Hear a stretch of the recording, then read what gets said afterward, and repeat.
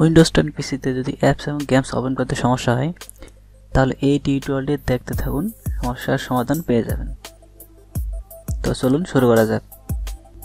So এজন্য আমাদের আসতে হবে উইন্ডোজ সার্চ বারে এবং এখানে টাইপ করতে হবে সার্ভিসেস। এরপর সার্ভিস এখানে ক্লিক করুন। এরপর এখানে আমাদের সার্চ করতে হবে উইন্ডোজ আপডেট।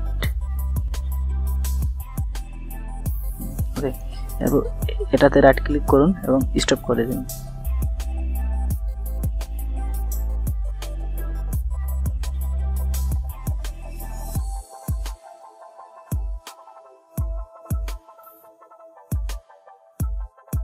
এরপর আমাদের দিস পিসিতে আসতে হবে,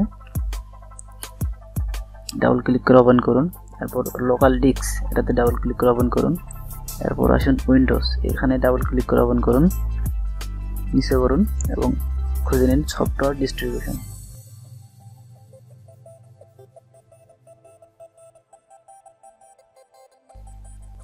এখানে আমরা দেখতে পাচ্ছি দুটি ফোল্ডার, ডাটা স্টোর এবং ডাউনলোড।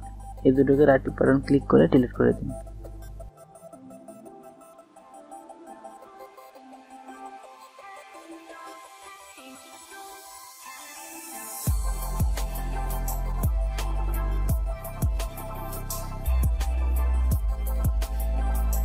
ওকে, এরপর রিসাইকেল বিন থেকে ওগুলো ডিলিট করে দিন।